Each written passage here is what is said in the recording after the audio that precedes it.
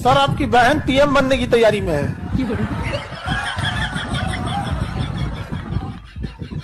देश का इतना दिन थोड़े खराब है, देश का इतना दिन खराब है कि हमारी बहनिया पीएम बन जाएगी। हाँ, पता चला हर जिला में को पानी खाना खोला। आइए देखते हैं कमेंट में देखने को क्या मिलता है। एक भाई साहब ने लिखा है, ये मोदी को ले डूबेगी। दोस्तों, जो एक्टर एक्ट्रेस ढलते उम्र के साथ उससे एक्टिंग हो नहीं पाती, वो सब नेतागिरी में जाने लगे। सबको पीएम बनना है क्योंकि ढलते उम्र के साथ उससे एक्टिंग हो नहीं पाती। कुछ तो काम करेंगे ना। ये फंस गया सीएम। इस बार पूरे देश में 4000 से भी ज्यादा 4000 कम हो गया, 40,000 बोल दो। पूरे देश का मिला के हर जगह नाम गूंजना चाहिए बीजेपी का। खाओ माँ कसम। मोदी हमारे नजर में वो हमारे पिता हैं, हम उनको प्रणाम करते हैं। ये क्या है? मैं उनका औलाद हूँ। भैया हम तो अपने मम्मी पापा के औलाद हैं। मैं भी अपने मम्मी पापा का औलाद हूँ। ना जाने उसके दिमाग को क्या ठेस पहुँची है। वो भी एक सन्यासी है, वो भी एक सन्यासी के रूप में हो गए, तभी उन्होंने राम मंदिर का निर्माण किया। कैसे हो सकता है? आपके मम्मी पापा होंगे। वो हमारे बेटे पिता तुल्य है। लॉजिकली सही नहीं है। बता रहे हैं हम, सही आपको बता रहे हैं। आप कैसे उनके पुत्र हुए? देखिए, वो एक सन्यासी के रूप में है जो देश उनको देखता है। उनके जितने बच्चे हैं, उनके हम तो अपने माँ बाप के बच्चे। बहन मैं भी आपके साथ हूँ, मैं भी अपने मम्मी पापा का बच्चा हूँ। ठीक है, आप अपने माँ बाप के बच्चे हैं, लेकिन जिस प्रकार से मोदी मान रहे हैं, ठीक है, कि सब हमारे हैं, ठीक है, तो सब उनके हैं। कौन है बे? पुत्र हैं, तो ये तो संभव नहीं है ना। पुत्र कैसे हो? अरे भाई, जब वो व्यक्ति, ये पुत्र नहीं हो सकता कि वो आप उसका ब्लड का रिश्ता समझ रहे हैं। ब्लड के रिश्ते पे आप मत जाइए। अच्छा, भावनात्मक रूप से उन्होंने एक सन्यासी का रूप दिया है। अच्छा, भावनाओं से जोड़ा है।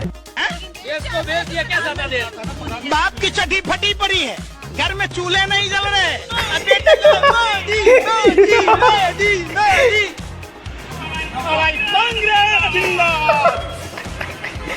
सर से लेकर पैर तक पूरा बीजेपी का, और बोल रहा है कांग्रेस जिंदाबाद।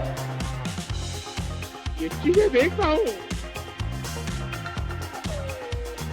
मन को इतना संतोष होता है। भाई आप किसको वोट डालना चाहते हो कमेंट में जरूर बताएं। आप किसके समर्थन में हो, राहुल गांधी या मोदी? चलिए एक कदम और बढ़ाते हैं।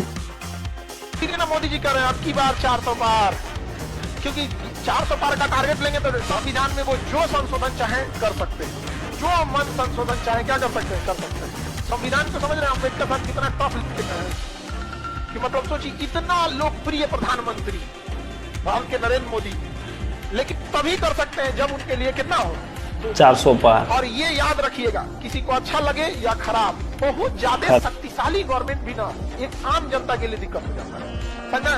और हमारे यहाँ भारत में लोग नेता नहीं बाप चुनते हैं। अरे पैर धो लेगा तो पी लेंगे लोग। अगर आप चाहते हैं पत्रकार की जान लेना तो नेताओं के पैर में जहर लगा दीजिए। सुबह डेली चाटने आता है, ये पत्रकार तो तलबे चाट ही रहे हैं, मरेगा कौन। दोस्तों, खान सर का पढ़ाने का अंदाज ही अलग है। खान सर का पढ़ाने का इतना बेहतरीन तरीका है, अगर आप सुनिएगा तो लगता रहेगा कि सुनता रहो। खान सर ने बहुत अच्छी बात कही है। खान सर का तो मैं फैन हूँ दोस्तों। आप में वैसे कौन कौन है कमेंट करके जरूर बताएं। और इस गलत फहमी में मत रहना कि भाई मैं तो सरकार का सपोर्टर हूँ, मोदी सपोर्टर हूँ, मेरा कुछ नहीं जा रहा। अगर देश डिक्टेटरशिप बन भी जाए तो भी मेरे लिए तो सब अच्छा चलता रहे। सोनम वांगचुक भी एक बारी सरकार को सपोर्ट करते थे, लेकिन जब उनके एरिया में कोई प्रॉब्लम आई और उन्होंने अपनी आवाज उठाने की कोशिश करी, 21 दिन तक अनशन पर बैठने के बावजूद भी सरकार का मुंह नहीं खुला। हम लोग किसको वोट दे बाबू? देखिए, वोट देते समय हमेशा याद रखिएगा, जाति धर्म के नाम पर वोट देंगे, हमेशा जाति धर्म आगे बढ़ेगी। यदि शिक्षा रोजगार के नाम पे वोट देंगे तो बढ़ेगी। बिहार के लोगों को एक बार बार कहा जाता है कि बिहार आगे बढ़ना चाहिए। कोई व्यक्ति ये नहीं कहता है कि बिहारियों के लिए भी कुछ होना चाहिए। आंसर की बात में दम है। अगर बीजेपी एक बार फिर सत्ता में आती है तो देश का संविधान बदल जाएगा। अगर बीजेपी एक बार फिर सत्ता में आती है तो देश का नक्शा बदल जाएगा। अगर बीजेपी की दोबारा सरकार बनती है तो फिर देश ये बयान किसी यूट्यूबर के या देश की विपक्षी पार्टियों के किसी नेता के नहीं है, बल्कि ये बयान है निर्मला सीतारमण, जो कि देश की वित्त मंत्री है, का नाम मोहम्मद, जो जाने माने स्टेटमेंट अगर ये सरकार दोबारा बनती है तो देश में चुनाव नहीं है। फिलहाल कांग्रेस ने इस वीडियो को उठाया है, जबरदस्त तरीके से घेरा है। हालांकि निर्मला जी के पति, चाहे चुनावी बॉन्ड हो, देश की इकोनॉमी हो, महंगाई, बेरोजगारी, नोटबंदी, समय समय पर सरकार को घेरते रहते हैं। जो लोग नहीं जानते उन्हें बता दें कि निर्मला जी की शादी जो हुई है वो एक कांग्रेसी परिवार में हुई है, क्योंकि प्रभाकर जी की माता जी कांग्रेसी थी। प्रभाकर जी जेएनयू से पढ़ाई कर चुके हैं और जेएनयू में ही उनको निर्मला सीतारमण से इश्क हुआ था, जिसके बाद दोनों की रजामंदी के बाद दोनों ने शादी कर ली थी। निर्मला बीजेपी में 2008 के आसपास जुड़ी। सुषमा स्वराज के बाद दूसरी प्रवक्ता थी।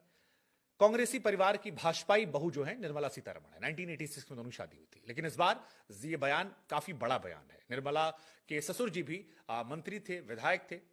सवाल यह कि इस बयान को आप कैसे देखते हैं?